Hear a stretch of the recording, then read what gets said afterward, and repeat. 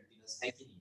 तो जब मैं उस पॉइंट के थ्रू क्रॉस कर रहा हूँ तो उस पॉइंट पे मेरा पेन उठा नहीं है, राइट, ऐसा स्मूथली निकल गया, ठीक है। तो इस टाइप का जो ग्राफ है वो किस टाइप का एग्जांपल हुआ, एक कंटीन्यूअस फंक्शन का एग्जांपल हुआ। तो कंटिन्यूटी तो बहुत सारे पॉइंट हो सकती है, डिसकंटिन्यूटी बहुत सारे पॉइंट हो सकती है। तो कंटिन्यूटी का कांसेप्ट बेटर तब समझेगा तब हम ये फाइंड करें कि ग्राफ डिसकंटिन्यूअस कब होता है, ठीक है।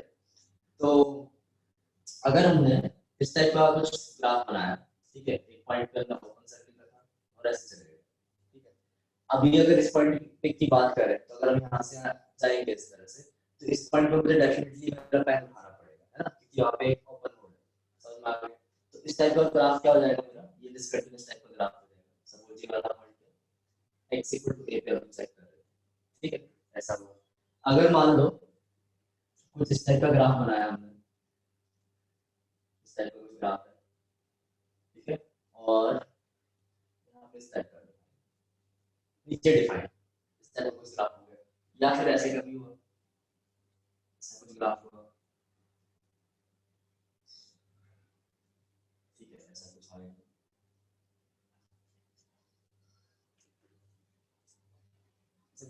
थोड़ा ग्राफ होगा,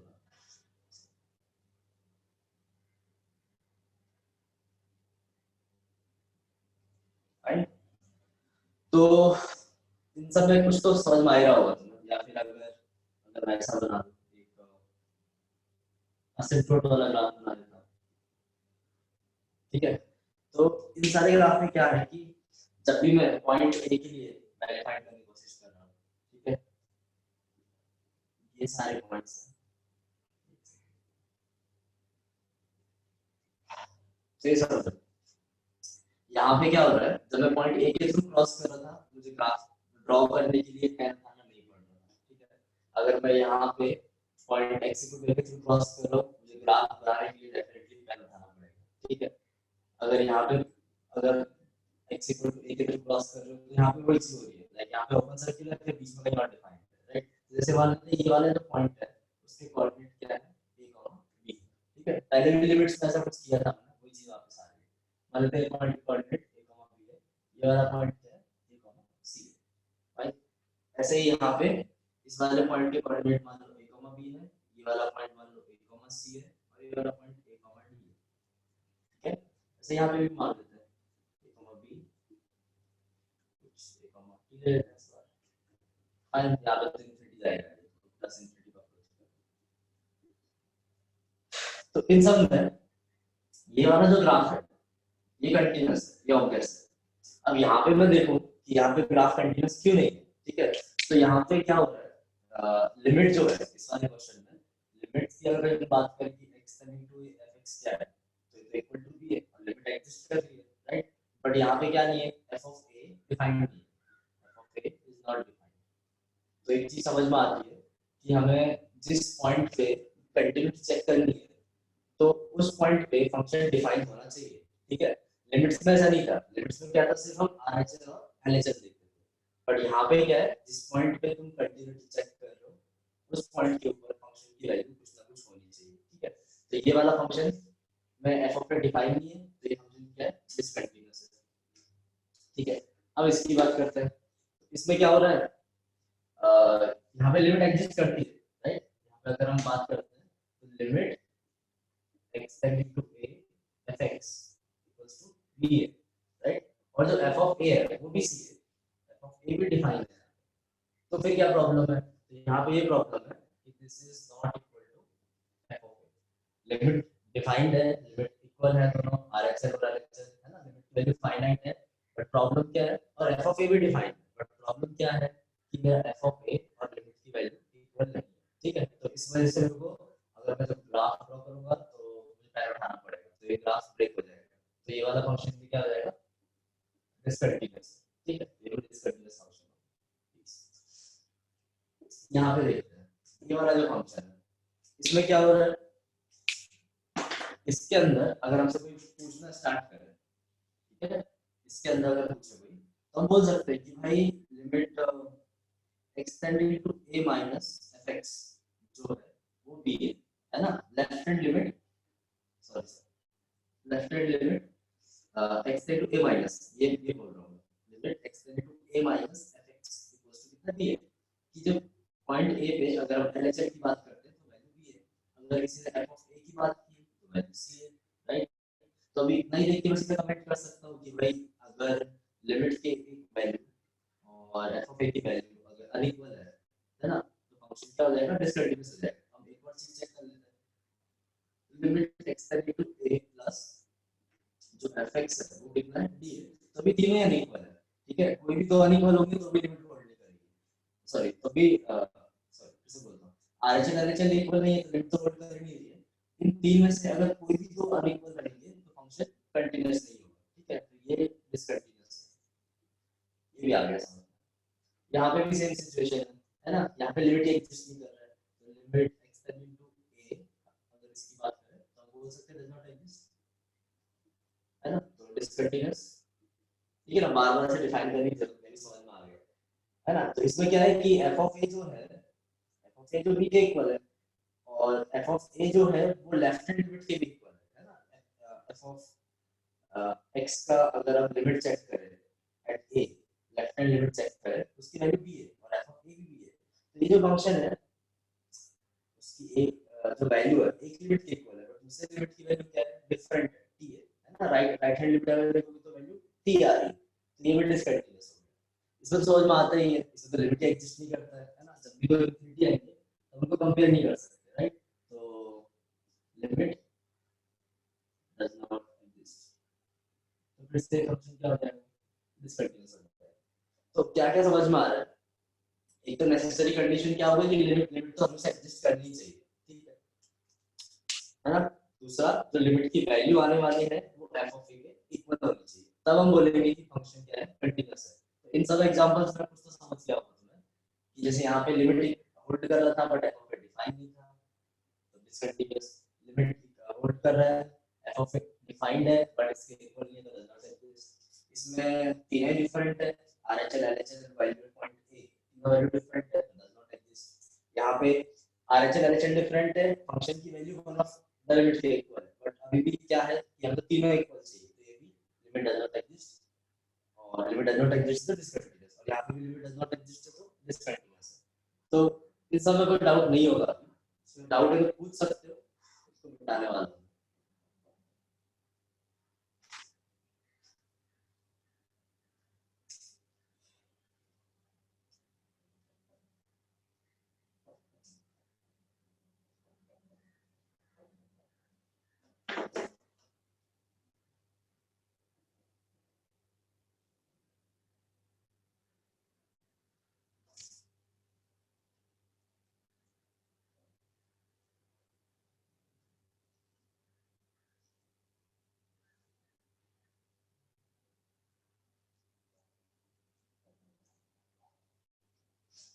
चलो आगे बढ़ते हैं, समझते हैं। अभी भी एक और टाइप की चीजें जो हमें समझनी है,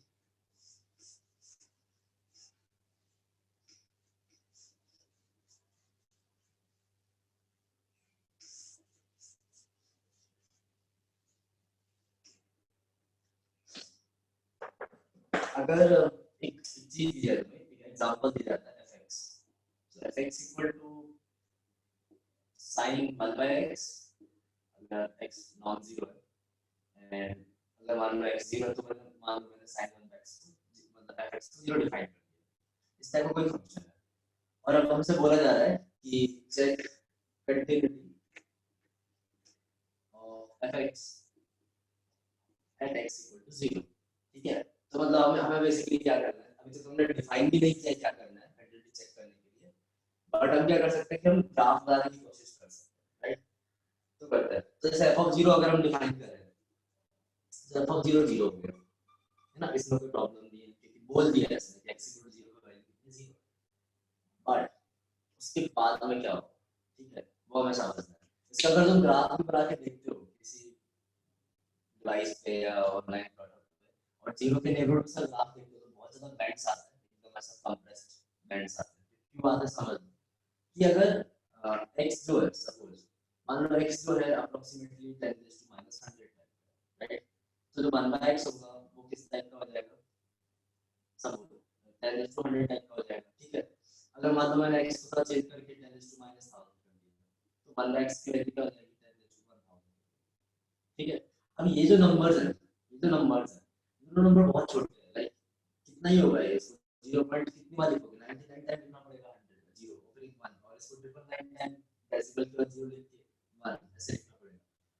तो अगर इन दोनों में वैल्यू चेक करता हूँ sin 1/x की, ठीक है, तो ये तो बहुत पास ही के नंबर है ना, 0 अगर यहाँ पे है तो 0 के बहुत पास नंबर है, लेकिन जो 1/x है वो क्या है, बहुत बड़ी वैल्यू दे रहा है।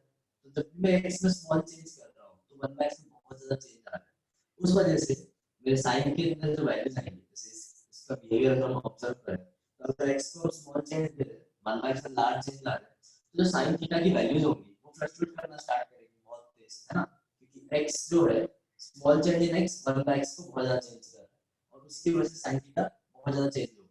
अब जो चेंज होगा वो किस टाइप का होगा वो भी समझना है। तो होने क्या वाला है कि 0 के नेबरहुड में मेरा जो ग्राफ है ऐसे बहुत ज्यादा ऑसिलेशंस करना स्टार्ट करेगा, राइट, इस टाइप से ऑसिलेशंस करना स्टार्ट करेगा, बहुत ज्यादा ऑसिलेशंस। ठीक है, बाद में जाके ऑसिलेशन रिलैक्स हो जाएगी, वो ठीक है, पर इस साइड भी क्या होगा, बहुत ज्यादा ऑसिलेशंस आएंगे 0 के नेबरहुड में। ठीक है, बहुत 0 के पास वाली बात कर रहे हैं, और f of 0 कितना डिफाइन था, 0 डिफाइन।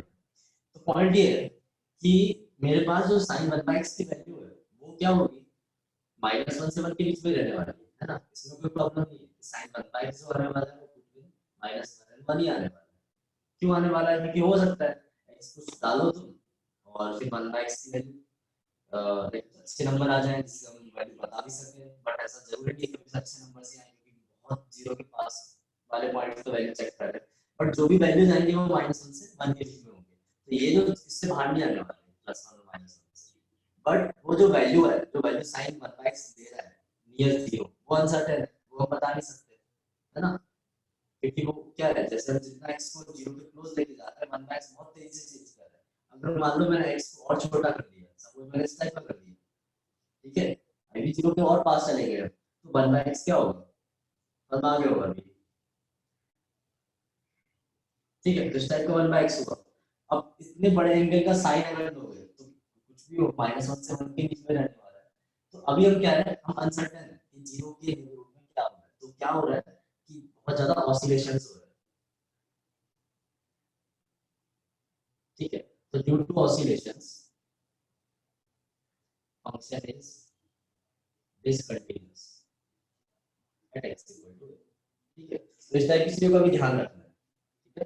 ऐसा हो सकता है कि मेरा फंक्शन कोई तो फाइनाइट वैल्यूज के बीच में लाई करे, बट मैं सर्टेनली बता ही नहीं पाऊँ उसको कि वहां पे उसकी वैल्यू क्या है, तो उस कंडीशन में भी मेरा फंक्शन क्या होगा, डिसकंटिन्यूअस होगा, ठीक है, इसमें लिमिट भी एग्जिस्ट नहीं करती, तो ये तो समझ के रखना है अभी। तो भाई डिसकंटिन्यूअस क्यों क्यों हो रहा है, अभी फंक्शन के साथ में आ गया, पहली चीज लिमिट एग्जिस्ट नहीं कर रहा है तो डिसकंटिन्यूअस होगा।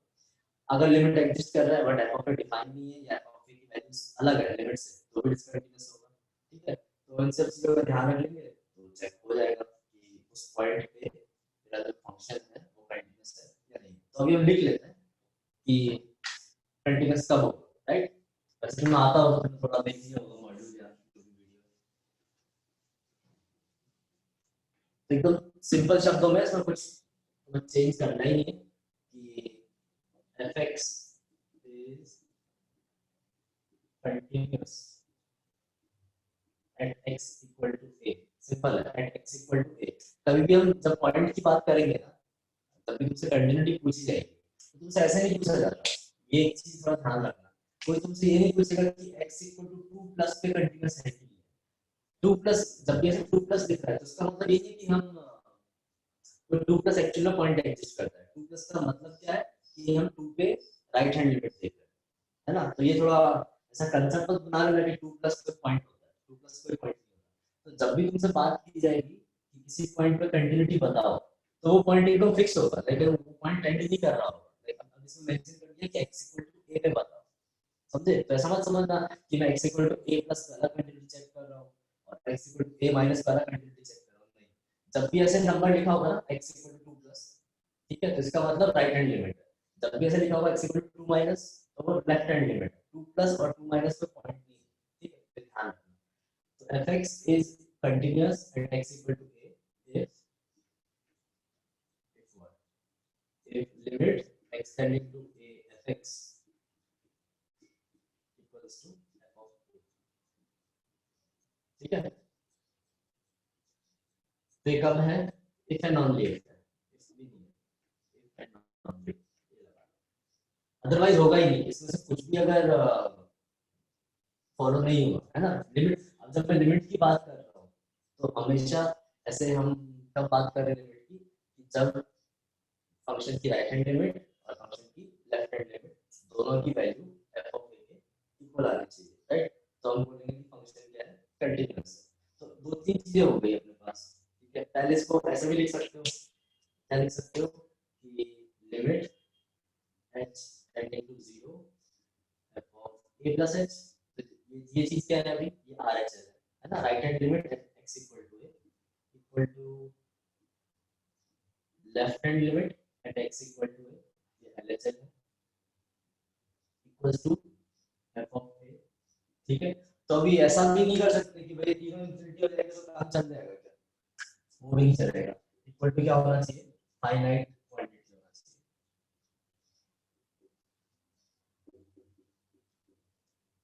ठीक है। ये ध्यान रख लेना सर। तो हमें जब भी किसी पॉइंट पे कंटिन्यूटी चेक करनी है तो बेसिकली हमें उस पॉइंट पे तीन वैल्यू चेक करनी है, right. Right hand limit, left hand limit और वैल्यू एट पॉइंट। अगर ये तीनों इक्वल आते हैं तो हम बोलेंगे कि फंक्शन क्या अपना कंटीन्यूअस है, ठीक है। तो उसका सोचते हैं कि डिसकंटीन्यूअस क्यों हो रहा है ना, उसके रीजन से समझ लेते हैं।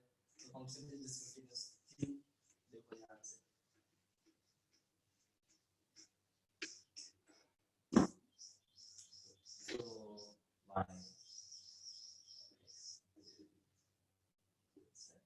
ठीक है, तो पहला पॉइंट हर चीज का कवर सकता है कि limit extend to a fx,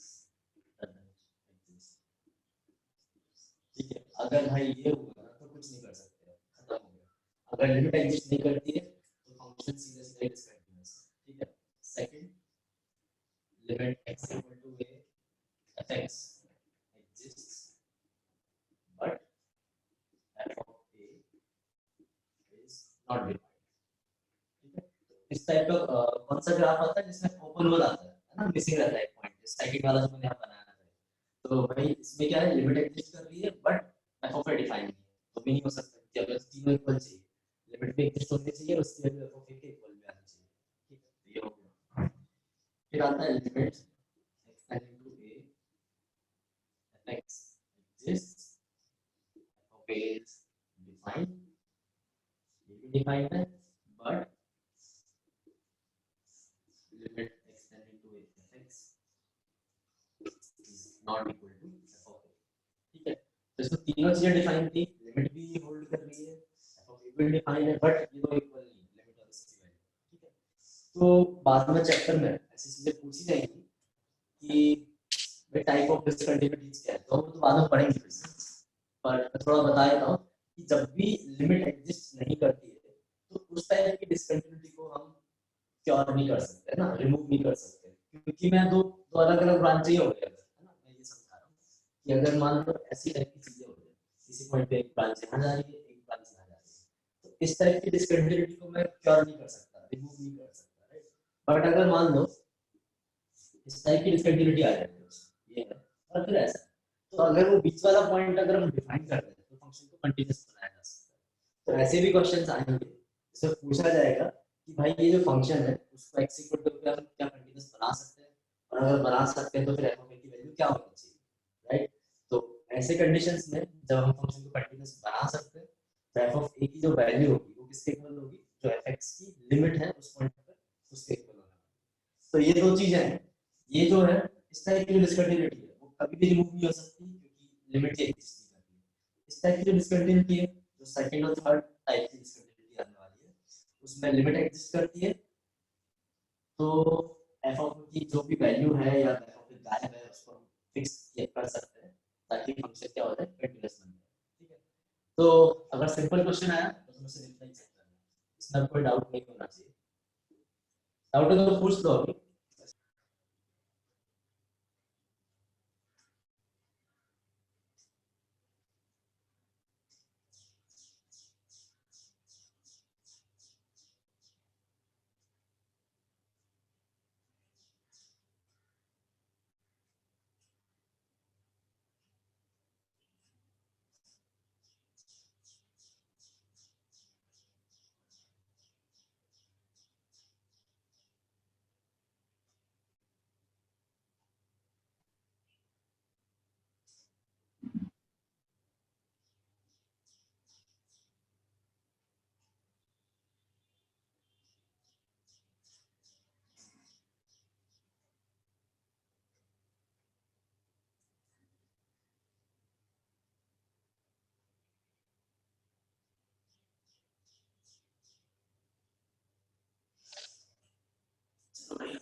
अभी क्या सोचना है यार, आसान सा क्वेश्चन देखो sir e raised to power -1/6। देखो अभी इसमें यही है कि ये मत सोचना कि हमने लिमिट सॉल्व कर लिया तो आंसर आ गया, हमें दोनों साइड का लिमिट सॉल्व करना पड़ेगा। तो अगर तुम पहले आरएचएल सॉल्व करते हो, है ना, आरएचएल, तो आरएचएल का वैल्यू कितना होगा, ये ना आरएचएल, तो उसको लिखोगे limit x tending to 0 plus ये सॉल्व करना है तुम्हें cos 2x raised to cot square x, ठीक है। तो x को जैसे हम 0 प्लस h समझ लो, तो लिमिट x टेंडिंग टू 0 और इसको लिखोगे e raised to cos 2h minus 1 into cot square 2h, ठीक है। नहीं समझ में आ गया होगा, 1 raised to infinity फॉर्म है और x को हमने 0 प्लस h पुट किया है और फिर 1 raised to infinity को सॉल्व करने के लिए हम ये कर देते हैं x minus 1 into gx। ये चीज क्या है, cos 2h minus 1 upon tan square 2h, ठीक है। अब इसको तो सॉल्व किया जा सकता है, cos 2 theta minus 1 upon tan square theta, तो इसकी जो वैल्यू आ रही है वो e raised to minus half, तो ये तुम्हारा RHL है, ठीक है। RHL e raised to minus half है। सिमिलरली मुझे LHL चेक करना पड़ेगा, जब मैं LHL चेक करूंगा तो क्या करना पड़ेगा भाई, ठीक है। तो LHL के लिए तो लिखोगे limit x tending 0 minus sin x upon x raised to by x square, तो यहाँ पे हम x को क्या पुट कर रहे हैं, x को हम 0 माइनस x पुट कर रहे हैं। ऐसा करने से क्या होगा, लिमिट x टेंडिंग टू 0 और h हमेशा पॉजिटिव क्वांटिटी लेके चले, यहाँ पे आ जाएगा sin माइनस x और minus x raised to 2 by x square, तो फिर से हमें ये सॉल्व करना है, limit x tending to 0 sin h by h raised to 2 by x square, ठीक है। अब ये क्या है, 1 raised to infinity फॉर्म है, तो इसको सॉल्व कर लेते हैं। तो जाएगा e raised to limit h tending to 0 sin h by h minus 1 into 2 by x square, तो ये सॉल्व करेंगे अगर तो आंसर आएगा sin h minus h upon h cube into, तो ये e raised to 1 by 3, तो इसमें क्या हुआ है फिर, ये जो अपना LHL है और जो RHL है दोनों डिफरेंट है, तो अगर LHL और RHL डिफरेंट है तो हम चाह के भी इसको कंटीन्यूअस नहीं बना सकते, राइट, क्योंकि अब मैं फंक्शन को थोड़ी चेंज कर सकता हूँ, मैं कोई पॉइंट की वैल्यू डाल सकता हूँ अलग से, बट ऐसे पूरा एक्सप्रेशन चेंज नहीं कर सकता कंटीन्यूअस बनाने के लिए, तो फंक्शन चेंज हो जाएगा। तो बेसिकली RHL और LHL दोनों ही क्या है, नॉट इक्वल है, तो कोई भी एग्जिस्ट नहीं करेगा जिसके लिए इसको कंटीन्यूअस बनाया सकता है, ठीक है। तो हो गया, तो ठीक है, कोई वैल्यू नहीं, नल सेट हो गया, ठीक है। तुम ज्यादा सोचता नहीं, जब बोल दिया है कंटीन्यूअस है तो इसका मतलब ये हुआ कि f of 0 is equal to limit x tending to 0 fx, ठीक है। और f of 0 की जो वैल्यू है वो k है, तो इसको k पुट कर देंगे और ये हमें सॉल्व करना है, limit x tending to 0 36 raised to x minus 9 raised to x minus 4 raised to x plus 1, अभी तो सॉल्व करना आता ही है, तो पहले भी सिखाया एक्सपोनेंशियल का भी किया ही हमने, तो इसको हम क्या करें, फैक्टराइज कर लेते हैं, नीचे वाले को रैशनलाइज कर लेते हैं तो आ जाएगा, तो लिमिट x टेंडिंग टू 0 अगर ऊपर फैक्टराइज करते हो तो दो चीजें, 9 raised to x minus 1 into 4 raised to x minus 1, ठीक है। और इसको अगर रैशनलाइज करते हो नीचे तो आ जाएगा 1 minus cos x, ठीक है। और ऊपर रैशनलाइज हो जाएगा √2 प्लस √1 plus cos x, तो हमने डिनोमिनेटर को रैशनलाइज किया, रैशनलाइज करके ये 2 minus 1 plus cos x है, 2 माइनस ब्रैकेट के अंदर 1 plus cos x, तो ये 1 minus cos x होगा, ठीक है। अभी हमें क्या करना है, लिमिट डिफाइन करना है, तो भाई इसको x से डिवाइड कर देते हैं, इसको x से डिवाइड कर देते हैं, इसको x स्क्वायर से डिवाइड कर देते हैं, तो हो जाएगा। तो ये जो चीज है वो कितनी हो जाएगी, ln 9, ठीक है। ये वाली चीज ln 4 और ये कितना हो जाएगा √2 प्लस है ना, x अगर 0 पुट करोगे और ये हाफ,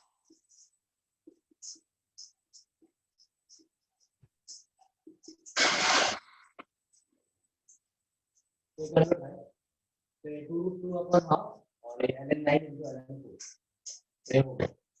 इसमें डाउट है तो देखो जल्दी से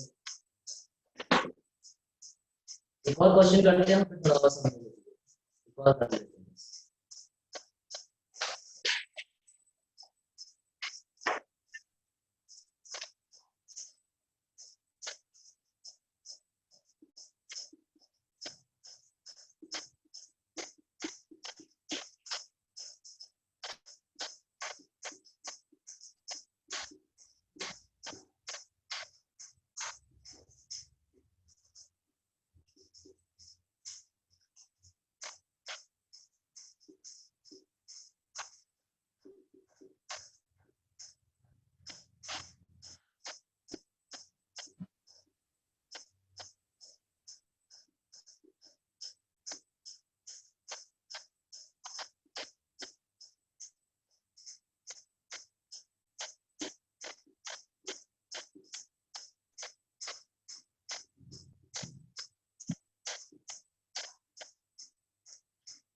इसमें गिवन है कि x is continuous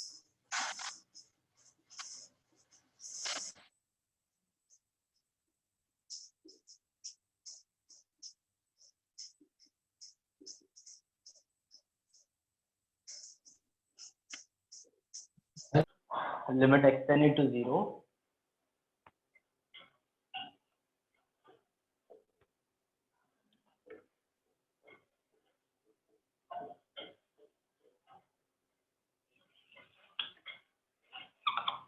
है ना, ये fx -1 किया मैंने into gx इक्वल्स टू 3 है ना, 3 के इक्वल होना चाहिए। यहाँ e क्यूब आ रहा है ना, तो e की पावर में होता तो ये तो हटा दो शुरुआत से।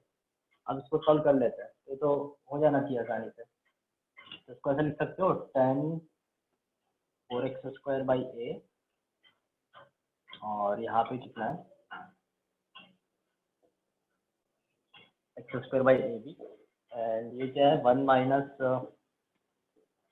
cos 9x/b upon x² ab into 1 upon cos 9x/b equal to 3।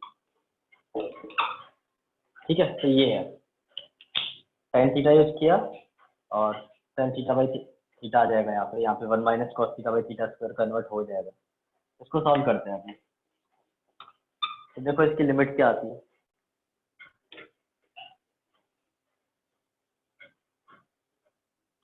क्या ये फाइंड करना है।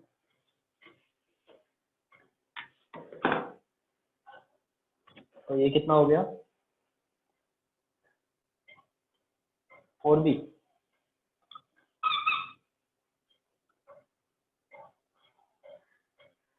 4b हो गया। यहाँ पे तुम्हें चाहिए 9x/b का होल स्क्वायर चाहिए, इसको एडजस्ट कर लो भाई। तो 81 अपॉन स्क्वायर 81। ठीक है, तो ये जो चीज है ये हाफ हो जाएगी। तो कितना हुआ 81a upon b equal to 3। तो अभी यहाँ से कुछ कर सकते हो, तो हो गया सॉल्व ना। अभी एक और हाफ कुछ भी आ गया ना। हाँ एक हाफ दिया, तो किधर गया वो। तो अभी यहाँ से 1/a फाइंड करना है ना तुम्हें, या नहीं क्या फाइंड करना है। 1/a का मैक्सिमम वैल्यू फाइंड करना है कि a का मैक्सिमम वैल्यू का रेसिप्रोकल है, कुछ तो है। ए की मैक्सिमम वैल्यू का रेसिप्रोकल, a के मैक्सिमम वैल्यू का रेसिप्रोकल है। तो a कितना हो गया 3 माइनस 4b अपॉन 81 और 2b ऊपर। तो ये तो ठीक है, क्वाड्रेटिक आ गया ना अभी, तो हो जाएगा पीसफुल है। तो देखते हैं कितना है 6b माइनस 8b² अपॉन 81। तो ये क्या है कॉनकेव डाउनवर्ड क्वाड्रेटिक है, तो इसका मैक्सिमम वैल्यू निकाल सकते हैं पीसफुली। तो कितना आ जाएगा a max equal to 1/81 into -d/4a, तो कितना होगा ये? -36/4a into 8।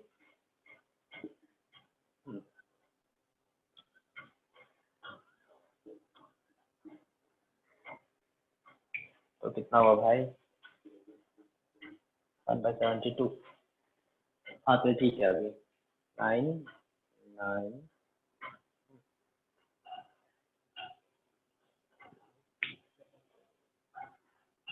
हाँ ठीक है, तो ठीक है 72 आंसर है, परफेक्ट है। तो 1/8 में 72 है। अब अगला ट्राई करो।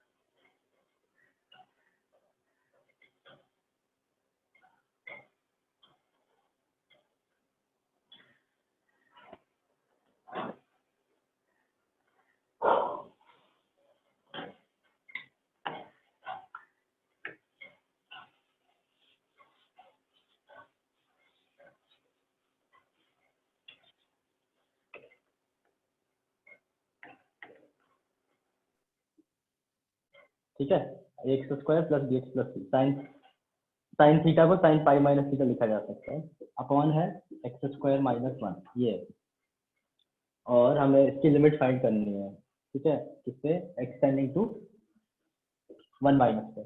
तो ये जो पाई है इसकी जगह हम a plus b plus c put कर सकते हैं यहाँ पे, तो क्या बन जाएगा? Sine a plus b plus c अगर पुट करोगे तो a minus a x square, b minus b x and c से सी कैंसिल हो जाएगा। ठीक है, अपॉन कितना है? X square -1। ठीक है, तो ऑलमोस्ट क्वेश्चन हो गया अभी। तो इसको ऐसा लिख सकते हो, साइन ए कॉमन ले लोगे तुम ना, और 1 माइनस एक्स भी कॉमन ले लेते हैं, तो a into 1 plus x plus b into 1 minus x divided by है, यहाँ पे है एक्स इंटू 1 माइनस, और ये जो है इसको फैक्टराइज कर सकते हो, इसको लिख सकते हो 1 minus x into 1 plus x और इसका नेगेटिव। ठीक है, ताकि वो एडजस्ट हो जाए। तो इसका लिमिट आसानी से निकाला जा सकता है। ठीक है, तो इसका लिमिट कितना आएगा अभी? ये हटा देता है।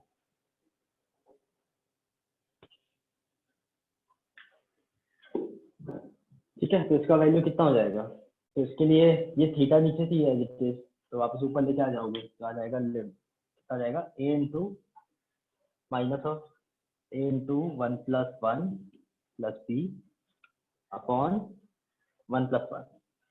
ठीक है, तो ये अपना लिमिट हो गया, तो -2a प्लस बी अपॉन 2। तो इसका वैल्यू कितना है? -1 है, ये ऐसा गिवन है। तो 2a प्लस बी मिल गया हमें, है ना? 2a प्लस बी कितना है? 2a प्लस बी 2 है, तो एक रिलेशन आ गया है और बी में। ठीक है, दूसरा रिलेशन यहाँ से बड़ा फास्ट आ जाता है।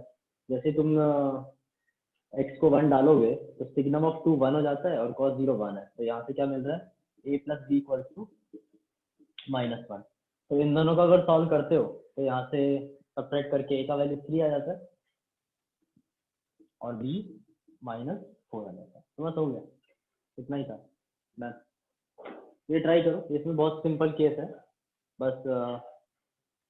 जैसे ये क्या है 1 फंक्शन कंटीन्यूअस है एट x इक्वल टू 0, तो हमें उसी को यूज करना है। हमें अपने RHS की वैल्यू को 3 के इक्वल करना है और सॉरी ये RHS की वैल्यू को 3 के इक्वल करना है और जो LHS है उसकी वैल्यू को भी 3 के इक्वल करना है। ठीक है, तो हमें क्या गिवन है, तो हमारे पास फर्स्ट इंफॉर्मेशन है कि limit x tending to 0 minus है ना, LHS 0 माइनस, 0 माइनस कोई पॉइंट नहीं है, 0 माइनस क्या रिप्रेजेंट कर रहा है कि 0 के लेफ्ट हैंड साइड में लिमिट फाइंड कर रहा है।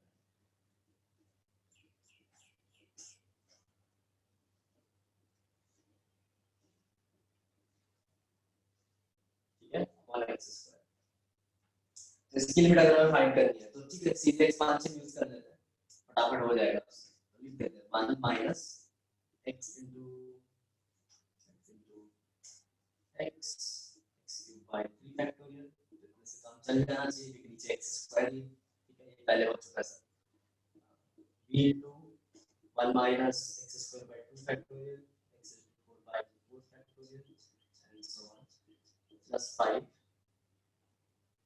upon x square। तो फिर से हम क्या करेंगे, जितने भी अनलाइक टर्म्स है तो इन सब कलेक्ट कर दो। तो लाइक पहला है कांस्टेंट, तो कांस्टेंट कितना है यहाँ पे a है, इधर b है, उधर 5 है, तो a plus b plus 5। अगला जो आने वाला है वो क्या है आपके पास, कोएफिशिएंट ऑफ x स्क्वायर है। तो कोएफिशिएंट ऑफ x स्क्वायर अगर देखते हो तो यहाँ पे कितना आ रहा है -a, यहाँ पे देखते हो कितना आ रहा है -b/2। ठीक है, उसके बाद में आएगा coefficient of x raised to 4 है ना, x से मल्टीप्लाई होगा तो x raised to 4 बनाएगा, फिर आगे आएगा उसमें x raised to 4 है and so on upon x square, और इसकी वैल्यू कितनी गिवन है 3 है ना, क्योंकि उसने बोल रहा है कि फंक्शन कंटीन्यूअस है, तो अगर फंक्शन कंटीन्यूअस है तो उसकी वैल्यू f ऑफ 0 के इक्वल है। ठीक है, तो यहाँ पे करना क्या है, तो मैं इसकी जो लिमिट है उसको 3 के इक्वल करना है। ठीक है, अब जब तुम x स्क्वायर से डिवाइड करोगे तो ये वाला जो पार्ट होगा ये ऐसा है a plus b plus 5 upon x square. ठीक है, यहाँ पे x स्क्वायर कैंसिल हो जाएगा, minus a minus b by 2, ये ऑफ कोर्स मैं आता ऑलरेडी, मैं एक बार आंसर बता ही देता हूँ क्या होगा। ठीक है, अब जब तुम लिमिट लगाते हो तो इसके आगे वाले सारे टर्म क्या हो जाएंगे, 0 हो जाएंगे लिमिट लगाने के बाद, और ये जो चीज है ये टर्म दे रही है हमको है ना, क्योंकि ये अगर ऊपर नॉन जीरो नंबर है, नॉन जीरो नंबर को अगर हमने टेंडिंग टू 0 से डिवाइड किया, non zero upon tending to 0, तो ये इनफाइनाइट हो जाएगा, और हमारे पास जो लिमिट है वो क्या फाइनाइट है 3। तो इसमें एक ही एस्केप है अपने पास कि जो a plus b plus 5 होना चाहिए वो एग्जैक्टली 0 होना चाहिए। अगर a plus b plus 5 exactly 0 होगा तो क्वेश्चन हो जाएगा सॉल्व है ना, एग्जैक्ट 0 अपॉन टेंडिंग टू 0 0 होगा। तो अगर लिमिट एग्जिस्ट करती है, if limit exists then a plus b plus 5 must be equal to 0 and minus a minus b by 2 must be equal to 3। यहाँ से आ गया 2a plus b equal to -6 and यहाँ से क्या है a plus b equal to -5। तो यहाँ से सब आ जाएगा a और b का वैल्यू है ना, 20 है, तो a -1 है, नहीं a कितना है, हाँ a -1 है और b -4 हो गया, a -1 b -4। ठीक है, तो एक पार्ट हो गया, इसमें कोई डाउट हो तो देख लो, इसको मैं हटा रहा हूँ, 30 सेकंड्स है तुम्हारे पास।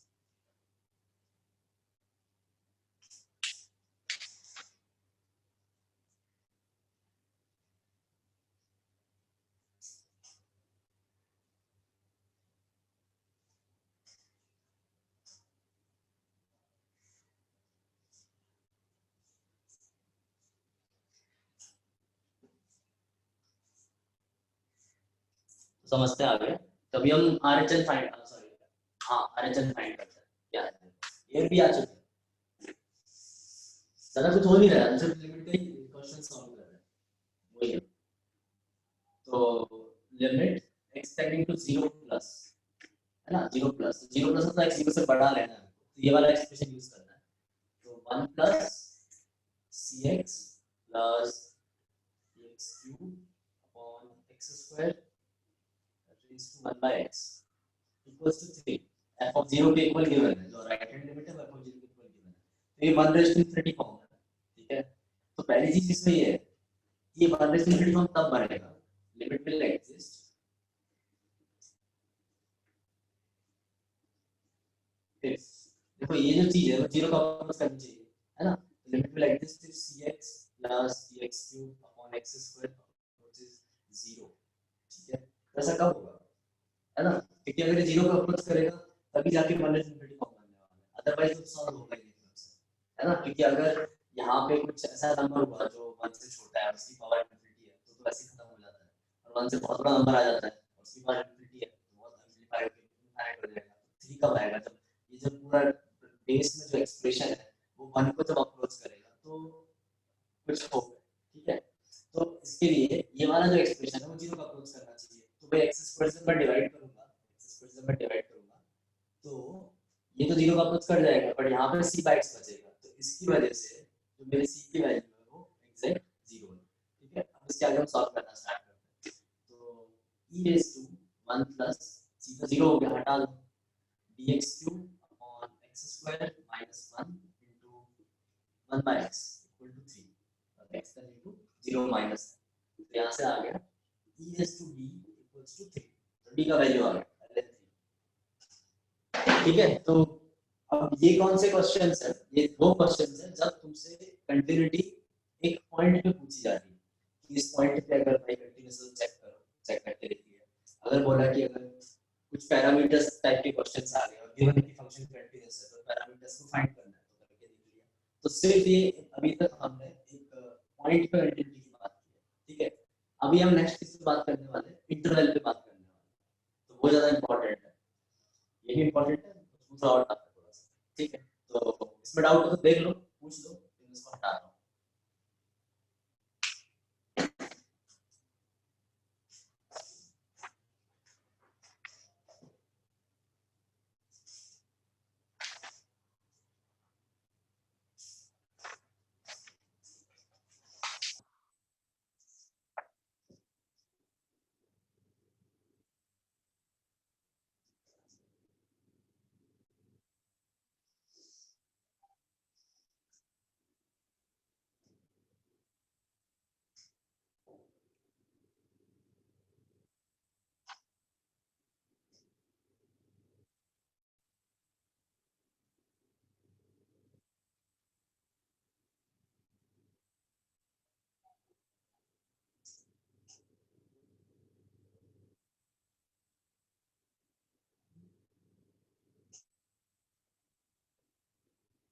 ठीक है, चलो आगे देखते हैं।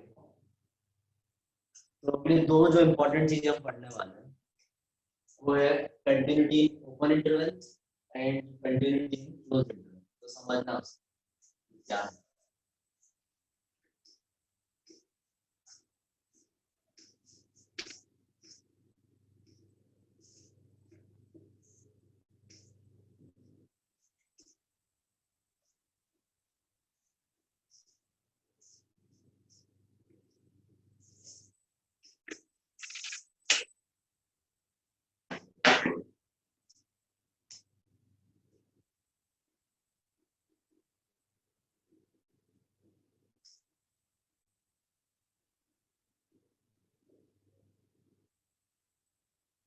अगर हमसे बोला जाता है, ठीक है, तो उससे पहले हम एक और चीज समझ लेते हैं और क्लियर हो जाएगा discontinuity in interval,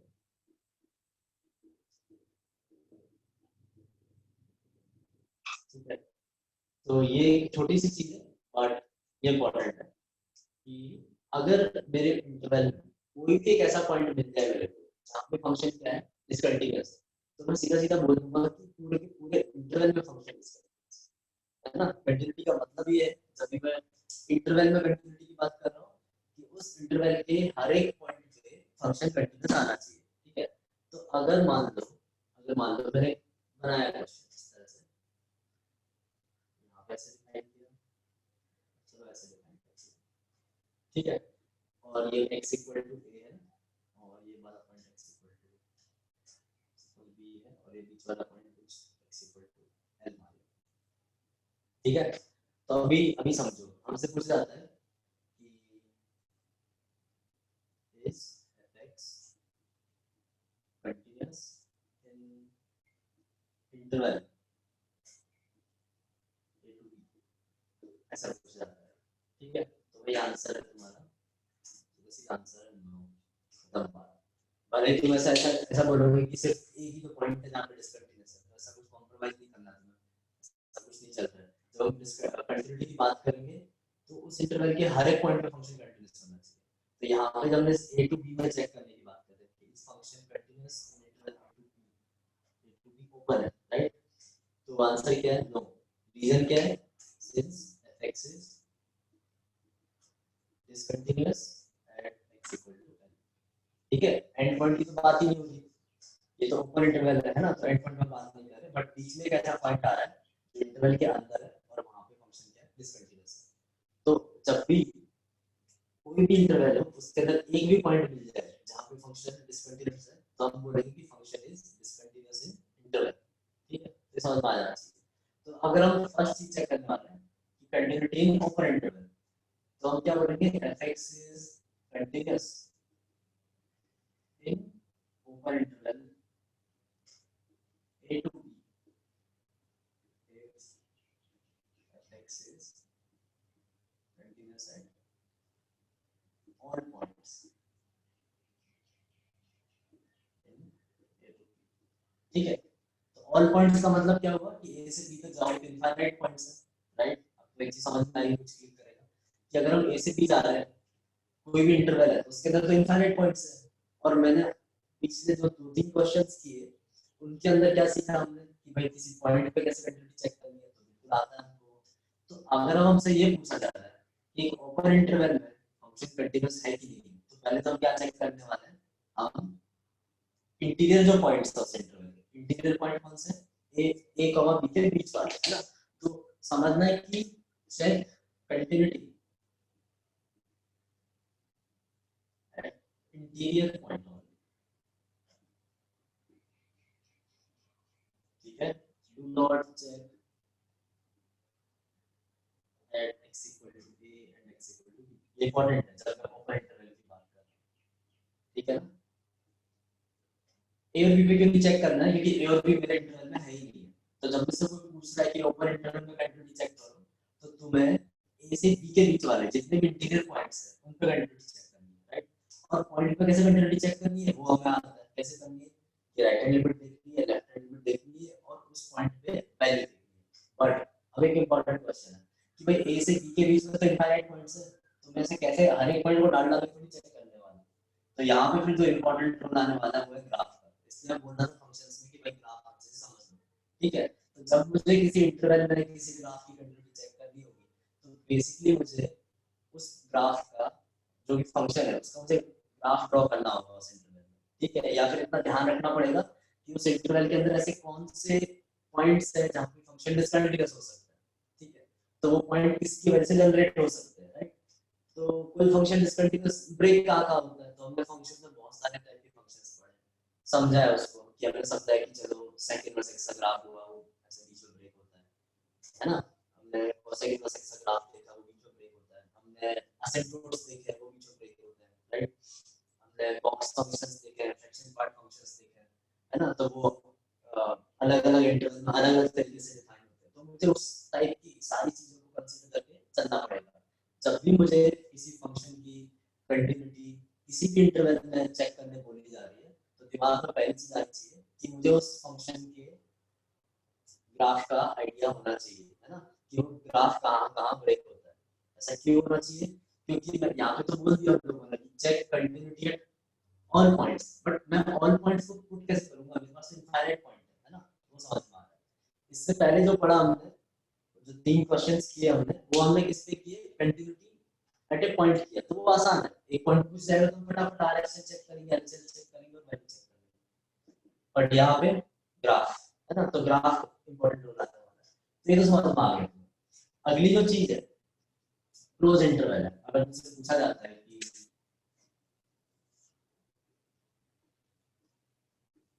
continuity in closed interval, ठीक है, अब इसको समझते हैं। तो हमसे पूछ रहे हैं कि if fx is continuous in a to b, ठीक है, मैंने अभी क्लोज इंटरवल वर्ड यूज किया, ठीक है। तो यहाँ पे हमें दो चीज चेक करनी है, ये भी इंपॉर्टेंट है काफी, ठीक है। तो पहली चीज जो है वो ये fx must be continuous in open interval a to b, ठीक है। तो ओपन इंटरवल मतलब ये वाला पार्ट इसमें पूरा ले लिया, ठीक है। इस जो हमने पहले पढ़ा उसमें एंड पॉइंट्स इंक्लूडेड नहीं थे, ठीक है। तो जब हम क्लोज इंटरवल की बात कर रहे हैं तो ये तो ऑब्वियस है ना कि जो ए टू बी ओपन इंटरवल का जो सेट है वो इस वाले जो क्लोज इंटरवल वाले सेट का सबसेट है, राइट। तो सबसे पहले काम हमें क्या करने बोला जा रहा है कि हम ओपन इंटरवल में कंटिन्यूटी चेक करें, ठीक है। तो ये पहला काम हो गया। तो ओपन इंटरवल में कैसे करना है तो पहले सीख लिया आपने कि भाई इस इंटरवल में ग्राफ ड्रॉ करके देखना है। उसके बाद दो पॉइंट्स अभी भी बचते हैं इस इंटरवल में, है ना। एक पॉइंट बचता है ए, एक पॉइंट बचता है बी। तो at x equal to a fx must be right continuous। तो इसका मतलब ये हुआ कि limit x tending to a plus, है ना, RHL equals to f of a, है ना। इसका मतलब ये है कि RHL equals to f of a, ठीक है। तो इसमें हमारे पास क्योंकि a के लेफ्ट में जाने का ऑप्शन है ही नहीं, कंटिन्यूटी हमेशा इंटरवल की प्रॉपर्टी है कि मैं अगर a पे चेक करूंगा तो मैं a के लेफ्ट में चेक नहीं कर सकता, तो में नहीं है हमारे। तो इस वक्त क्या चेक करेंगे, सिर्फ राइट हैंड में चेक करेंगे a पे और a पे उसकी फंक्शन की वैल्यू चेक करेंगे। तो ये दोनों इक्वल आने चाहिए, ठीक है। ये समझ लेना। At x equal to b fx must be left continuous. तो इसका मतलब ये हुआ कि limit x tending to b minus f of x equal to f of b। इसका मतलब है LHL equals to f of b, fine. तो जब हम क्लोज इंटरवल की बात कर रहे हैं भाई, ऐसे इंटरवल की थोड़ा केयरफुल रहना है ना, क्योंकि इसमें हमें जितने भी इंटीरियर पॉइंट है वहां पे भी इंश्योर करना है कि कंटिन्यूटी है कि नहीं है। इतना करना इनफ नहीं है, उसके बाद एंड पॉइंट भी चेक करना है, क्योंकि इन तीन में से कोई भी कंडीशन वॉइड हो गई तो फंक्शन डिसकंटीन्यूअस कहलाया जाएगा उस इंटरवल में, ठीक है। तो इसमें कोई डाउट है समझ लो, फिर मैं ग्राफ बना के एक्सप्लेन करता हूँ। दो तीन ग्राफ बना लेते हैं, समझते हैं इंटरवल को कैसे हैंडल करना है। इसमें डाउट है तो पूछ लो, इसे थ्योरी है तो पूछ।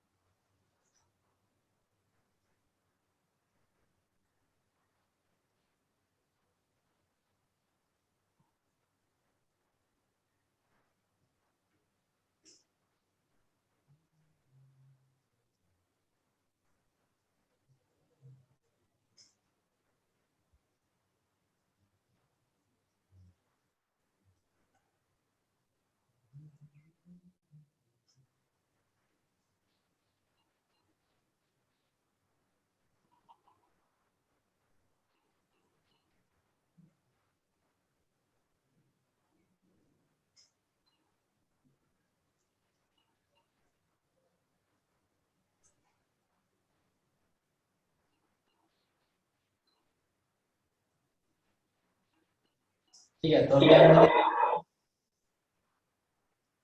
रफ रफ, ठीक है, रफ डायग्राम बनाया और ये जो फंक्शन है उसको हम समझते हैं कि कहाँ कहाँ पे कंटीन्यूअस है कहाँ पे नहीं। तो और जहाँ ब्रेक हो रहा है मतलब डिसकंटीन्यूअस है ही, ठीक है। बट अभी हम किसी पॉइंट पे नहीं पूछ रहे हैं ना, क्वेश्चन ये कि इंटरवल में जब पूछा जाएगा कि इंटरवल में कैसे हैंडल करना है तो वो समझना है आपने। तो check continuity in following intervals, ठीक है। तो फर्स्ट है मेरा जैसे a to b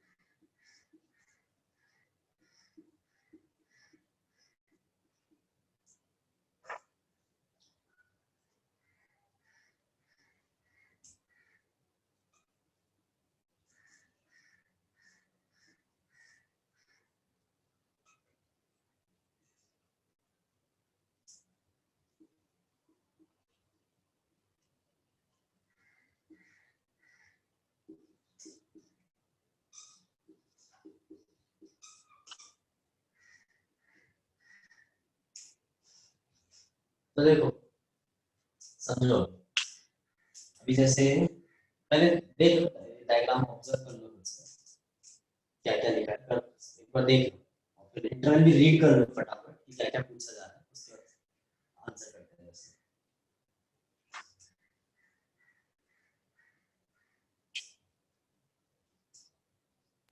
सर हाँ बोलो। x is equal to b और x is equal to c का आउटपुट एक ही है क्या, मतलब एक ही लेवल पे? x इक्वल टू, b और x is equal to c पे? हाँ वो इक्वल हो भी या ना हो फर्क नहीं पड़ने वाला अभी, है ना, नहीं फर्क पड़ने वाला, क्योंकि हम सिर्फ कंटिन्यूटी चेक कर रहे हैं, वो तो मैक्सिमम मिनिमम पूछते हैं ना, तो सर तब सर बोलो। सर फर्स्ट का नो है।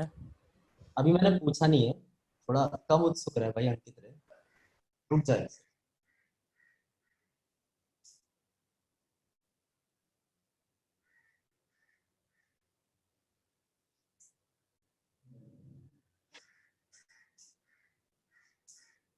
ठीक है, तो कोई एक दूसरे को कंफ्यूज मत करना, मैं बोल देता हूँ, मेरी बात समझ लेना सारे, ठीक है, और मैं गलत हूँ तो मुझे करेक्ट कर देना बस, अब समझ लो। ए से लेके ई तक सारा ग्राफ ऑब्जर्व कर लिया हमने, ठीक है, ए बी सी डी, ये सारे जो पॉइंट्स है, यहाँ पे जो फंक्शन है वो ब्रेक हो रहा है, ये तो समझ में आ रहा है, दिख रहा है सबको, बट हमसे पूछा जा रहा है इंटरवल के बारे में, ठीक है, तो जैसे सबसे पहले मैं सेकंड वाला पिक करता हूँ, ठीक है, ओपन इंटरवल है, ए टू बी ओपन है, तो जब मैं ओपन की बात कर रहा हूँ तो ओपन इंटरवल में कहीं भी ग्राफ ब्रेक नहीं हो रहा है, ठीक है, तो हम क्या बोलेंगे, फंक्शन क्या है, कंटीन्यूअस, ठीक है, कंटीन्यूअस, ठीक है, ये समझ में आ गया। अब हम आते हैं फर्स्ट वाले पे, और हम फर्स्ट वाले में चेक करते हैं, ठीक है, यहाँ पे क्लोज्ड है, ए पे और बी पे ओपन है, तो एक तो बी पे मुझे चेक करना ही नहीं है क्योंकि बी पे ओपन है, बट अभी ए पे क्लोज्ड है तो मुझे ए पे चेक करना पड़ेगा, तो ए पे अगर हम चेक करते हैं तो जो एफ ऑफ ए की वैल्यू है और जो ए पे राइट हैंड लिमिट आ रही है वो दोनों डिफरेंट है, तो इसलिए ये जो चीज होगी वो डिसकंटीन्यूअस हो जाएगी, इसका मतलब कंटीन्यूअस है, इसका मतलब डिसकंटीन्यूअस, ठीक है, समझ गया। अब थर्ड वाले पे चलते हैं, b to c, b to c, समझो, ठीक है, अब बी पे क्या है, यहाँ पे क्लोज है, बी पे क्लोज है एंड सी पे ओपन, तो हम यहाँ से देखना स्टार्ट कर रहे हैं, तो ये पॉइंट एग्जैक्ट सी तक जा ही नहीं रहे, क्योंकि सी पे जाएंगे तो यहाँ पे सी पे पाएंगे, ठीक है, तो बी पे क्लोज रखना है और सी पे ओपन रखना है, तो पहले मैं चेक करूंगा ओपन बी से ओपन सी, तो ओपन बी से ओपन सी कोई ग्राफ ब्रेक नहीं हो रहा, ठीक है, और मुझे कहाँ पे चेक करना है, तुम्हारे डोमेन में एक पॉइंट और बचता है, इंटरवल में एक पॉइंट बचता है बी, तो बी पे चेक करोगे तो एफ ऑफ बी की जो वैल्यू है और बी पे जो राइट हैंड लिमिट आ रही है दोनों इक्वल है, समान है, तो ये जो फंक्शन होगा वो क्या हो जाएगा, कंटीन्यूअस, ठीक है। अच्छा, अब अगर मैं फोर्थ की बात करता हूँ, क्लोज बी से क्लोज सी, तो क्लोज बी पे फंक्शन कंटीन्यूअस है, बट सी वाले पॉइंट पे जो मेरा फंक्शन है वो लेफ्ट कंटीन्यूअस नहीं है, ठीक है ना, जब मैं सी की बात करूंगा तो सी पे लेफ्ट कंटीन्यूअस होना चाहिए, लेफ्ट कंटीन्यूअस का मतलब कि इस पे वैल्यू और इससे जस्ट लेफ्ट साइड में वैल्यू इक्वल होनी चाहिए, तो यहाँ पे वैल्यू क्या है, नॉट इक्वल है, समझ गया, तो ये फंक्शन क्या हो जाएगा, डिसकंटीन्यूअस, है ना, रीजन क्या है, not left continuous at x equal to c, clear. अच्छा, फिफ्थ की बात करते हैं, बी टू सी ओपन है, कोई प्रॉब्लम नहीं है, कंटीन्यूअस है, ठीक है। सिक्स्थ की बात करते हैं, सी टू डी क्लोज इंटरवल, तो पहले मैं चेक करूंगा ओपन इंटरवल, तो ओपन इंटरवल मतलब ये सी और डी को छोड़ के बीच वाले पॉइंट्स पे, तो कहीं ग्राफ ब्रेक नहीं हो रहा बीच में, तो कंटीन्यूअस है ओपन इंटरवल में, और सी पे क्या है, राइट कंटीन्यूअस है, सी पे जो वैल्यू है जस्ट राइट में वही वैल्यू से जंप नहीं आ रहा, ठीक है, और डी पे क्या है, डी पे क्या है, लेफ्ट कंटीन्यूअस है, तो ये फंक्शन क्या हो गया मेरा, कंटीन्यूअस, ठीक है। अब अगर मैं सी से ई सोच रहा हूँ, यहाँ से लेके यहाँ तक, ठीक है, तो अभी अभी क्या है, देखो सी पे राइट कंटीन्यूअस है, प्रॉब्लम नहीं है, ई पे लेफ्ट कंटीन्यूअस है, कोई प्रॉब्लम नहीं है, बट सी से ई जो बीच का ओपन इंटरवल है उसमें मेरा फंक्शन क्या है, डिसकंटीन्यूअस है डी की वजह से, तो यहाँ पे जो आंसर है वो डिसकंटीन्यूअस है, समझ में आ गया होगा क्यों, क्योंकि फंक्शन क्या है, एट पॉइंट डी मेरा जो फंक्शन है उसका ग्राफ ब्रेक हो रहा है, ठीक है, तो ये हो गया। डी टू ई अगर बात करते हैं, डी पे क्लोज है, ई पे ओपन और ई पे भी क्लोज है, तो ओपन इंटरवल में फंक्शन में कोई प्रॉब्लम नहीं है, बट डी पे क्या है, फंक्शन क्या है, राइट कंटीन्यूअस नहीं है, ठीक है, तो इसमें not right continuous at D पर राइट कंटिन्यूअस नहीं है ना, डी पे जो वैल्यू है वो ऊपर है, जस्ट राइट में देख रहा हूं तो जंप आ रहा है, इक्वल नहीं। हाँ, अगर तुमसे डी ओपन से लेके ई क्लोज की बात की जाती है, डी ओपन से लेके ई क्लोज की बात की जाती है, तो अब कोई प्रॉब्लम नहीं है, ठीक है ना, क्योंकि तुम्हें एक तो ऑपरेटर में चेक करना है डी टू ई, और ई पे चेक करना है लेफ्ट कंटिन्यूअस। ई पे जो वैल्यू है और ई के जस्ट लेफ्ट साइड में जो लिमिट आ रही है, दोनों क्या इक्वल है, तो ये क्या हो जाएगा कंटिन्यूअस, ठीक है। अब इसमें तुम्हें कोई रॉन्ग लग रहा है तो बता दो, अब कोई डाउट है तो पूछ लो, क्लियर कर देता हूं।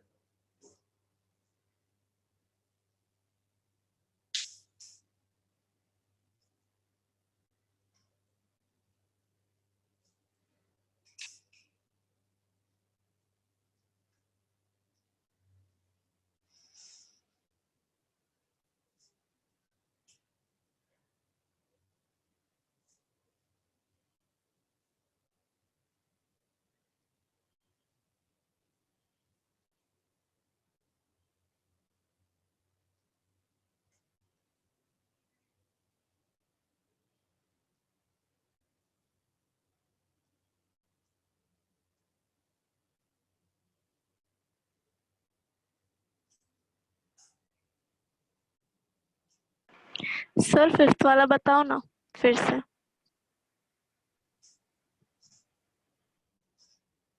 तो फिफ्थ में सिर्फ ऊपर इंटरवल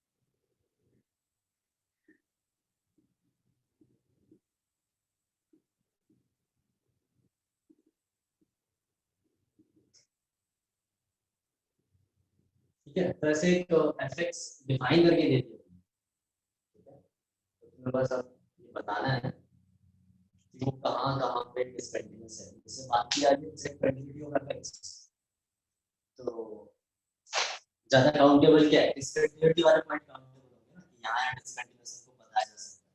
तो तुम बता दो कि कौन से ऐसे पॉइंट्स होंगे जहाँ पे फंक्शन डिसकंटिन्यूअस होगा, और फंक्शन को पीस वाइज में डिफाइन करके दिया होगा, ठीक है। और यहाँ पे जो ये है, ये बॉक्स जो है वो वेक्टर इंटीजर फंक्शन है, फाइन। तो थोड़ा ऑब्जर्व करो, समझो और बताओ कि कौन से ऐसे पॉइंट्स आएंगे जहाँ पे फंक्शन डिसकंटिन्यूअस रहने वाला है। जब भी चेक कंटिन्यूटी की बात हो रही है तो हमें डिसकंटिन्यूटी कंटिन्यूटी दोनों ही चेक करनी है। तो करो ट्राई।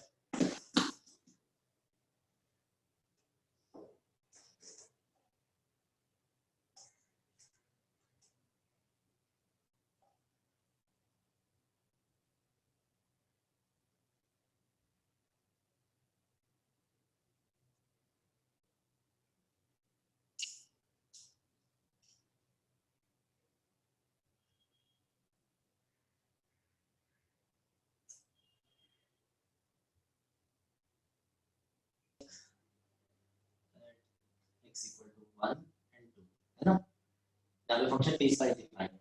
और क्या चेक करना है, check at points where denominator is 0, ठीक है, यहाँ चेक करना है। और क्या चेक करना है, check at points where exact 0 upon exact 0, ये वाला फॉर्म आई के डिफाइन नहीं होता, ठीक है। और क्या चेक करना है, अब उसके बाद आते हैं फंक्शन की इंटीजर प्रॉपर्टी, जैसे हमें बॉक्स फंक्शन दे दिया, ठीक है, कल पे इनवर्स हो सकता था, कुछ भी हो सकता था, ठीक है। तो check at points where functions are part wise defined,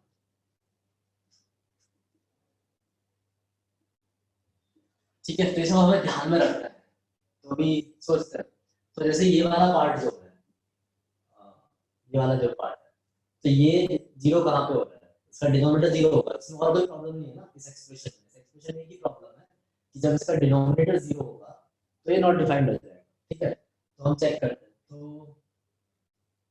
mod x minus 1 equals to 0 and x equal to plus 1 and minus 1, ठीक है।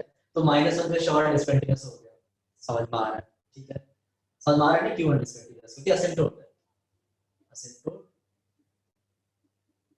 सारे रीजन लिख देता हूँ ताकि तुम्हें ऐसा बाद में कंफ्यूजन ना आए, इसको एज ए बेस क्वेश्चन तुम समझ सकते हो, ताकि बाद में तुम्हें ध्यान रहे क्या चेक करना है।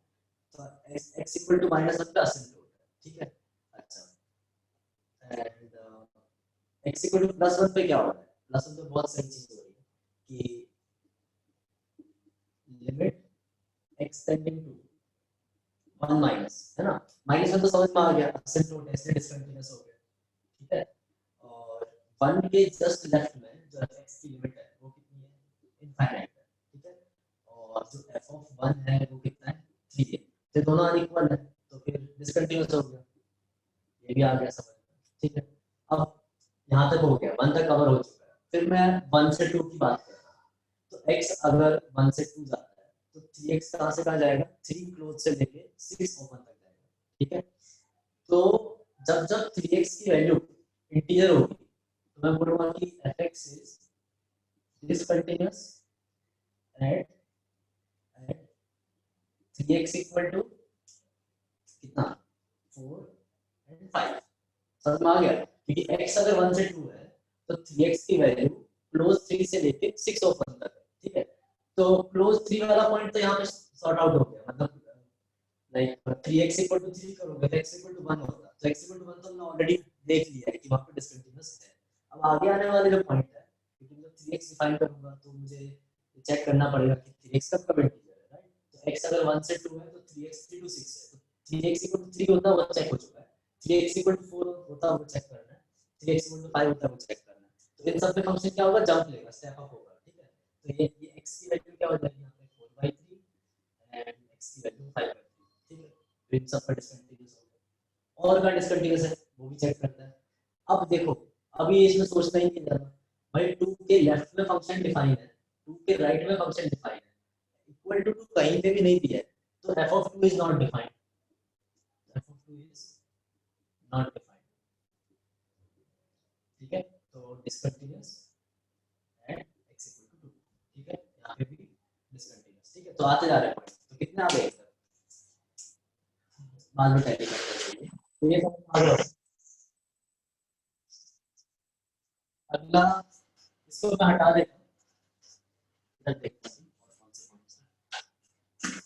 ये जो चीज है, राइट, ये जो एक्सप्रेशन है, इसको हम ऐसा लिख सकते हैं ना कि if x is not equal to 3 and 6, ठीक है। तो यहाँ पे जो फैक्टर्स है उस टाइप के हैं, x minus 3, x minus 4, x minus 6, और नीचे जो फैक्टर्स है वो है x minus 3 and x minus 6, तो ये कैंसिल हो जाएंगे, ठीक है। तो इसको हम क्या लिख सकते हैं, this is equal to x minus 4 if x belongs to 2 to infinity except 3 and 6, ठीक है। तो इसका मतलब ये हुआ कि एग्जैक्ट 3 और एग्जैक्ट 6 पे मेरा फंक्शन डिफाइन नहीं है, समझे ना।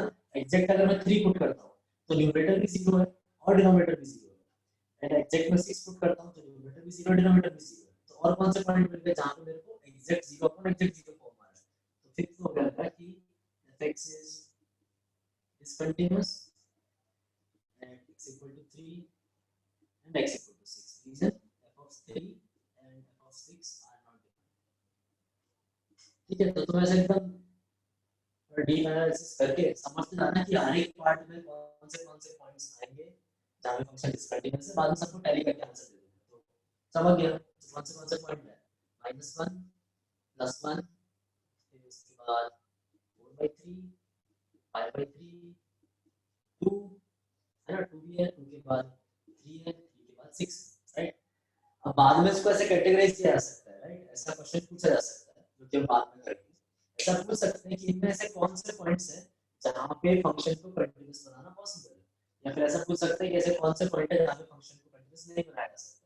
तो जिन केसेस में जिन पॉइंट्स पे लिमिट एग्जिस्ट करती है और फंक्शन डिसकंटीन्यूअस है उनको हम कंटीन्यूअस बना सकते हैं, और जहां पे लिमिट एग्जिस्ट नहीं करती है वहाँ पे हम उनको कंटिन्यूस नहीं बना सकते, तो ऐसे क्वेश्चन बाद में आएंगे, करेंगे हम।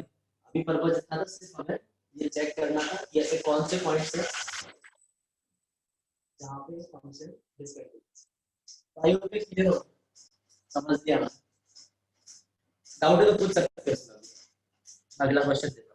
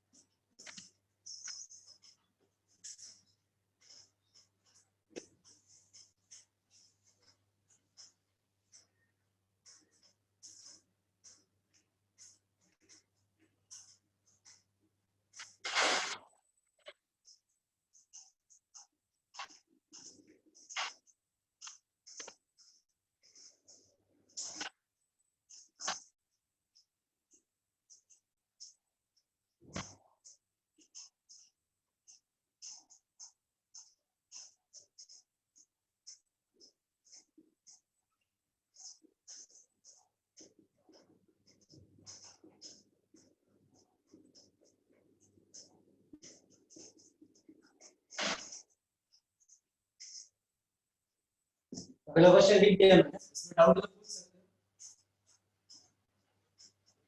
सर 4/3 और 5/3 कैसे आया वो बता नहीं। वो इस तरह आया है कि अगर मैं बॉक्स को थोड़ा ऑब्जर्व करता हूँ ना, ठीक है, तो बॉक्स फंक्शन कैसे बिहेव करता है भाई, ऐसे तो ग्राफ बनाते हैं तो लाइक पहले 0 पे 0 रहता, फिर 1/3 के 0 से 1/3 में वो 0 होता, फिर 1/3 से अगर 2/3 जाते हैं तो बॉक्स की वैल्यू कितनी आ जाती है, 1 आ जाती है ना। हम बॉक्स 3x का ग्राफ बना रहे हैं इस तरह से, तो हाँ जब सर, तक समझा समझा। क्या समझ गया ना, तो जब 3x इंटीजर तो ब्रेक हो जाएगा, तो हमें उसका जो इंटरवल दिया हुआ था उस इंटरवल के अंदर देखे ना कहाँ पे ब्रेक हो रहा है, बस इनका हो गया वही क्वेश्चन राइट है।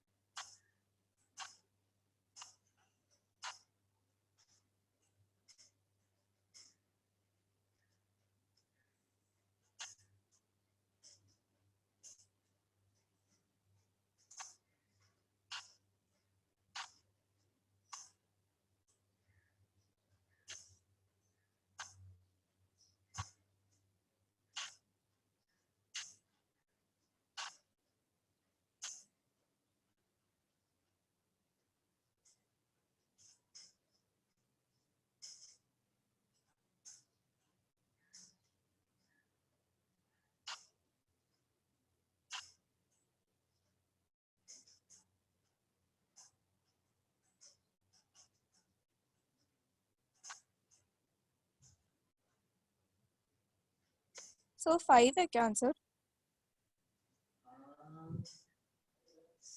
6 7 12 13 ये चार ऑप्शन दिए।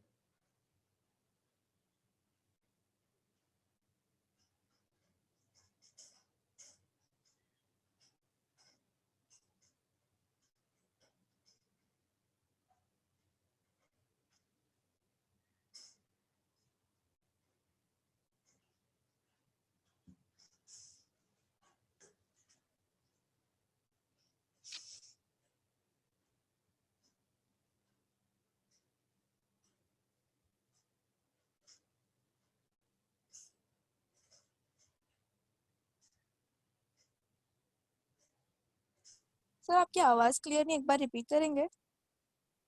6 7 5 जो ऑप्शंस में नहीं है, चार चार ऑप्शन दिए हुए हैं, या तो 6 है या 7 या 12 या 13, इन चार में से कोई एक है। अच्छा ओके, तो 6 होगा आंसर फिर। चेक कर लेते हैं, -36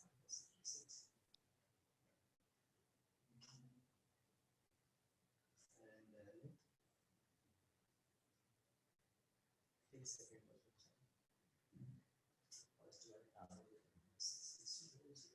हाँ ठीक है 60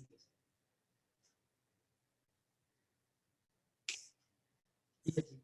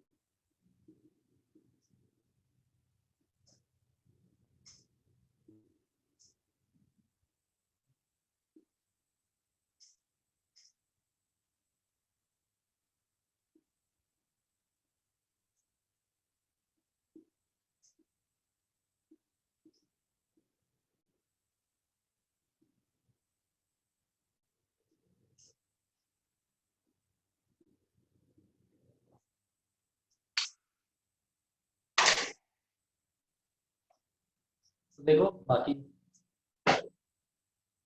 करना क्या है समझते हैं।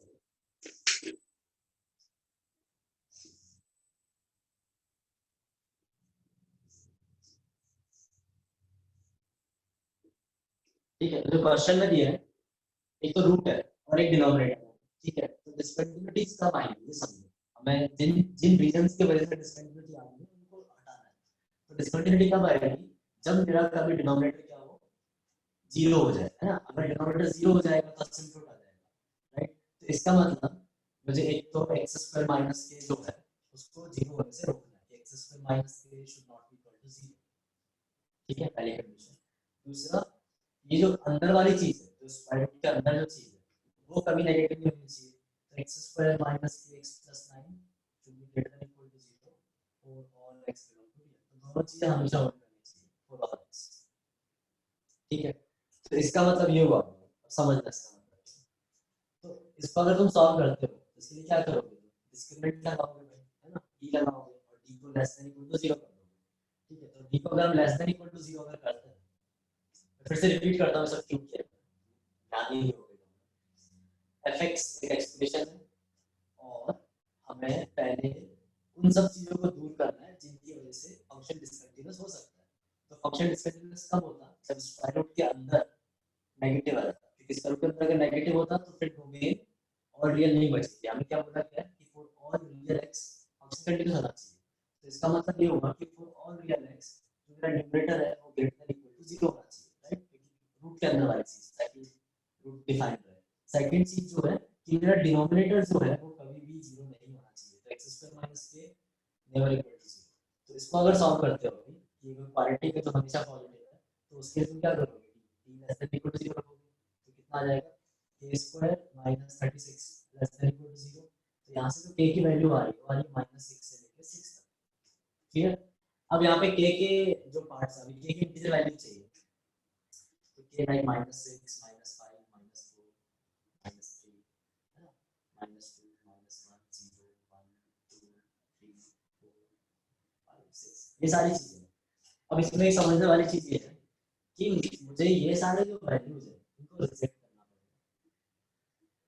समझना है कि रिजेक्ट करना पड़ेगा, क्योंकि अगर मैंने k को इनमें से कुछ भी लिया 0 से लेकर 6 तक कुछ भी लिया तो इन सब के लिए x square minus k equal to 0 as solution, है ना। जैसे अगर मैंने k को 0 ले लिया, सपोज k को 0 लिया, तो जो मेरा डिनोमिनेटर है वो x स्क्वायर हो गया, जो कि x इक्वल टू 0 पे 0 हो सकता है, लेकिन मेरे को असिम्प्टोट अलाउड नहीं है तो मैं k को 0 नहीं ले सकता। अगर मैंने सपोज k को 1 लिया तो x स्क्वायर माइनस 1 जो है वो x equal two plus minus 1 पे 0 हो सकता है, इसकी वजह से हमें डिसकंटिन्यूटी आ जाएगी, तो मुझे k को 1 भी नहीं लेना, 2 भी नहीं लेना, 3 भी नहीं लेना, समझ में आ गया? तो 0 से लेके 6 तक के सारे रिजेक्ट हो जाएंगे। अच्छा ये वाले जो सारे हैं वो चलेंगे, क्योंकि अगर सपोज k को हमने नेगेटिव लिया तो माइनस के क्या हो जाएगा, पॉजिटिव हो जाएगा, तो x स्क्वायर प्लस माइनस के हमेशा नॉन जीरो रहेगा, तो हमेशा नॉन जीरो रहेगा तो डिनोमिनेटर का वैल्यू फिर जीरो नहीं होगा। तो ये सारे आंसर्स हो गए 6 वैल्यूज। ठीक है, तो अभी कोई डाउट नहीं होगा शायद। अगला ट्राई करो, ये सिग्नल लिखा है वो इस टाइप का फंक्शन है।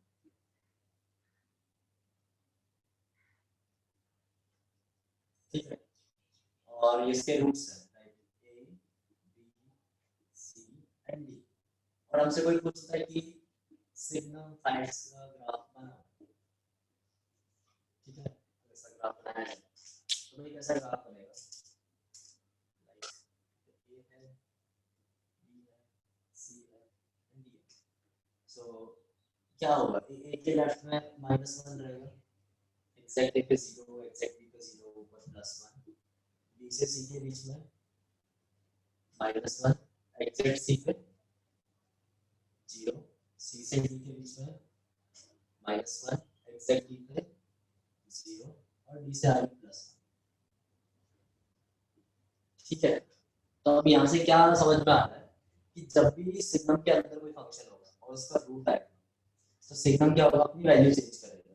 तो जब भी मेरे पास a b c d ये सारे पॉइंट्स हैं, मेरे पास सिग्नम फंक्शन ड्रॉ कर रहा हूँ इन पॉइंट के थ्रू, इन पॉइंट पे, तो मेरा फंक्शन क्या हो रहा है, डिसकंटीन्यूअस हो जा रहा है ना। तो ये वाला जो पॉइंट है, भले ही फाई एक्स क्या पूरा कंटीन्यूअस है, ठीक है ना, बट उसका सिग्नम क्या है, डिसकंटीन्यूअस हो सकता है, राइट। दिख रहा है ना यहाँ पे कि जैसे वो प्लस से माइनस या माइनस से प्लस स्विच कर रहा है तो सिग्नम वैल्यू -1 0 1 है ना, +1 0 -1 ऐसे स्विच कर रहा है। इवन जो सी वाला पॉइंट है, सी वाले पॉइंट से पहले फंक्शन नेगेटिव था, बाद में फंक्शन नेगेटिव है, एग्जैक्ट सी पे वैल्यू 0 है, तो उसका सिग्नम क्या होगा, एग्जैक्ट सी पे 0 हो गया, लेकिन दोनों साइड फिर से क्या नेगेटिव है।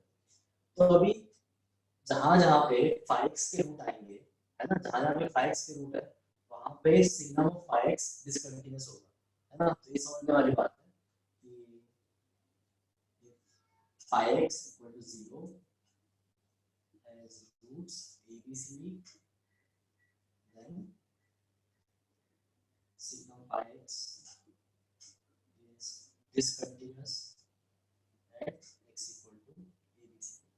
तो अब तुम्हें समझ में आ गया होगा कि क्या करना है। तो तुम्हें भाई इस वाली चीज को, जो अंदर वाली चीज है, इसको फ्लक्चुएट होने से रोकना है, ठीक है। मतलब सिग्नम के अंदर जो क्वालिटी है उसके तुम्हें रूट्स आने से रोकना है किसी भी तरह, क्योंकि अगर रूट्स आएंगे तो उसका सिग्नम डिसकंटीन्यूअस ग्राफ दे देगा, समझ में आया। तो अगर रूट्स आने से और क्या प्रॉब्लम हो रही है ना, तो थ्रू आउट इसको नेगेटिव भी नहीं रख सकते, है ना। सिग्नम के अंदर वाली जो चीज है वो अगर हमेशा नेगेटिव हो जाएगी, अगर हमेशा नेगेटिव हो जाए तो उसका सिग्नम -1 हो जाएगा, तो -1 का रूट डिफाइन नहीं होगा, ठीक है, तो ये भी ध्यान देना, ठीक है। अच्छा, फिर एक नीचे फंक्शन और है cot इनवर्स x² - a, तो इससे एक प्रॉब्लम हो सकती है सिर्फ कि ये भी रूट के अंदर है, ठीक है। तो इसका जो रेंज होता है cot इनवर्स का, वो 0 ओपन से लेके पाई ओपन तक रहता है, 0 से लेके पाई। तो मेरा जो डिनोमिनेटर है वो कभी 0 नहीं हो सकता और नेगेटिव भी नहीं हो सकता, तो मुझे इसमें कोई प्रॉब्लम ही नहीं है, ठीक है। प्रॉब्लम सिर्फ ऊपर वाली चीज का है, तो ऊपर वाली चीज को मुझे फ्लक्चुएट होने से रोकना है ना। फ्लक्चुएट मतलब इस तरह प्लस से माइनस आने से रोकना है, क्योंकि अगर वो साइन चेंज करेगा तो सिग्नम डिसकंटिन्यूटी दे देगा, ठीक है। तो इसको मैं हटा देता हूँ, ये समझ में आ गया तो क्वेश्चन सॉल्व करता हूँ।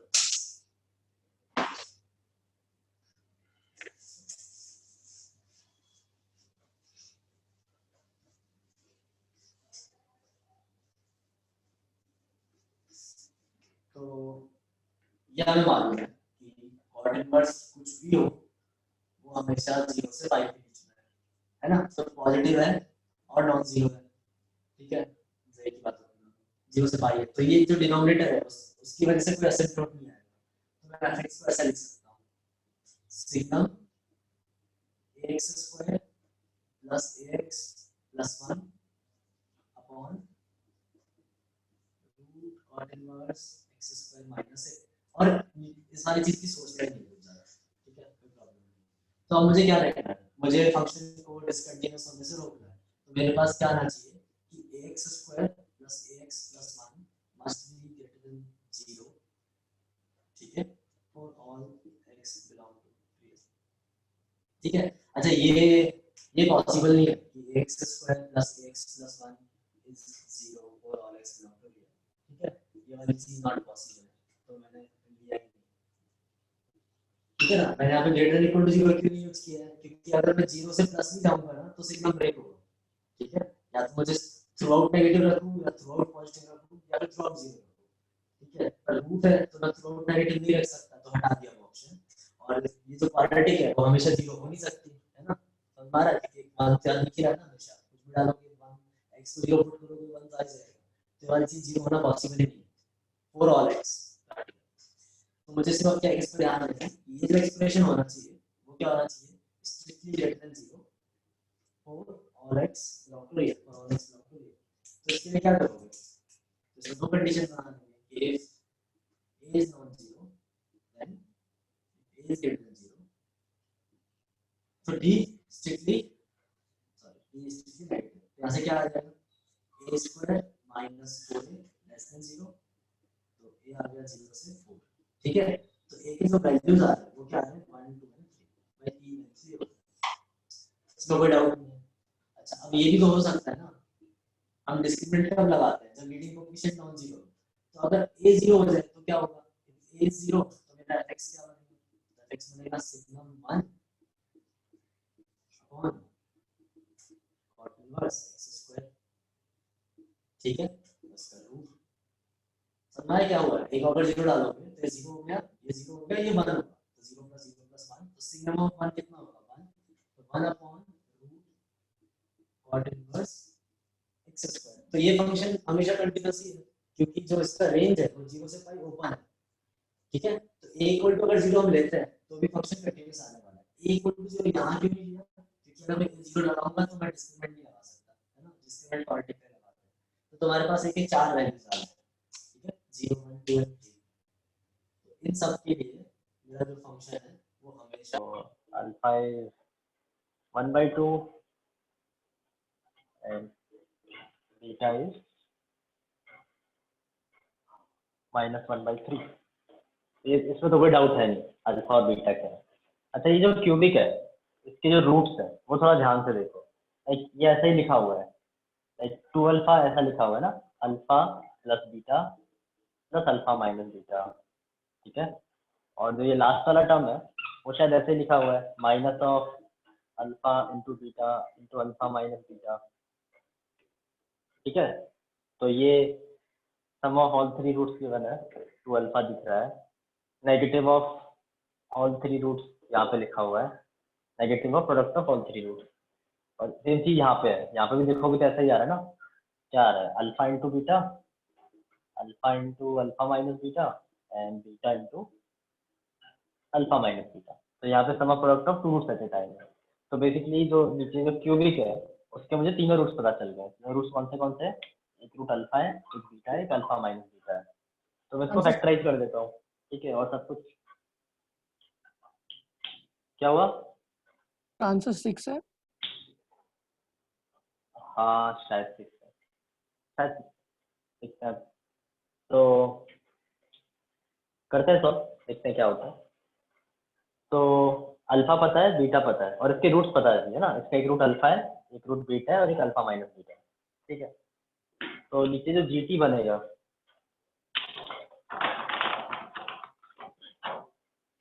जो जीटी बनने वाला है, तो जीटी क्या बनेगा 1 upon sine t minus alpha sine t minus beta and sine t minus alpha minus beta, ये हो गया। तो इसमें अल्फा बीटा की वैल्यू डाल दो, खत्म हो गया क्वेश्चन। तो sine t minus half sine t plus 1/3, ठीक है, और इसमें से इसको सब्ट्रैक्ट करोगे तो कितना आ जाएगा, इसका माइनस बीटा के तो 5/6 आ गया। तो बस तुम्हें ये देखना है कि 0 से 39π/8 तक लाइक कितने बार डिनोमिनेटर 0 हो रहा है, जितने बार डिनोमिनेटर 0 होगा उतने मेरे रूट्स आते जाएंगे और उतने ही डिसकंटिन्यूटी आती जाएगी, ठीक है। तो अभी काम करो, साइन थीटा का ग्राफ बनाओ 0 से 39π/8 में, ठीक है, तो ये कितना है लाइक 5 से थोड़ा पहले है, इसको ऑब्जर्व कर लेते हैं, देखते हैं क्या आंसर आता है। 6 नहीं आंसर ऑफ कोर्स, मैं कुछ और समझ गया हूँ, 6 नहीं है, बड़ा आंसर आएगा। आपको 3 रूट से यही दिख रहे हैं, तो 0 से 2 पाई में 6 हो जाएंगे, यहाँ तक है 39 पाई बाई 8 तक है। ठीक है, तो मैं ऊपर ग्राफ बना देता हूँ, काउंट कर लेते हैं उस चीज को। तो ये सबको पता ही है, 0 से 2 पाई में जो सीन है, तो 1/2 2 बार होगा, -1/3 2 बार होगा, एंड 5/6 भी 2 बार होगा। 5/6 है, 1/2 है, और ये -1/3 है। तो 0 से 2 पाई में 6 रूट्स है। ठीक है, 0 से 2 पाई में 6, 2 पाई से 4 पाई में, यहाँ पे भी 6। ये कितना है, ये 4 पाई से बड़ा है एंड 5 पाई से छोटा है। ठीक है, तो समझ लेते हैं क्या करना है। तो थोड़ा ग्राफ एक्सटेंड करके बना लेते हैं। ठीक है, तो बना लेगा, ये हमारा पार्ट देखते हैं। मान लेते हैं कि यहाँ पे जो नंबर दिया हुआ है ये 4 पाई है, और यहाँ कहीं पे जो नंबर है वो 5 पाई है। तो 39 पाई बाई 8 जो होगा वो पाई बाई 8 डिस्टेंस पीछे होगा। तो अभी कितने रूट्स आएंगे ये समझ लेना है हमको।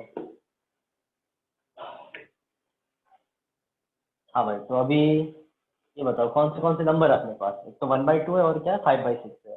तो 1/2 कितने पे आता है, 30 डिग्री पे आता है 1/2। ठीक है, तो 30 डिग्री मतलब 5/6 जैसा हुआ। ये 5/8 पीछे किया हमने ना, ये 5 पाई माइनस 5/8 आता है, और इधर 5/8 ऐसा होगा, 4 पाई प्लस 5/8। ये समझ लो क्या किया, ये एंगल मैंने मार्क किया 4 पाई प्लस 5/8, ये वाला एंगल मार्क किया 5 पाई माइनस 5/8। और अब मैं सोचता हूँ कि 1/2 अगर मैं ड्रॉ करता हूँ, y इक्वल टू 1/2 लाइन, तो इस लाइन से ऊपर होगी ना वो, क्योंकि 1/2 आएगा 4 पाई प्लस 5/6 पे, 4 पाई प्लस 5/6 राइट साइड में होगा। ठीक है, तो यहाँ कहीं पे हाफ आना स्टार्ट होगा, और जो 5/6 होगा वो इसके भी ऊपर आ रहा है। क्लियर, तो यहाँ से और 4 रूट आ गए, तो 16 हो गया आंसर।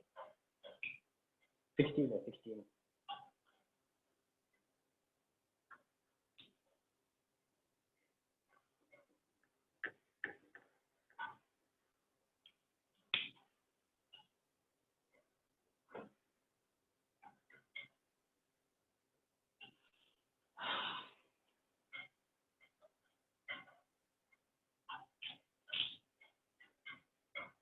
चलो अब आगे बढ़ते हैं।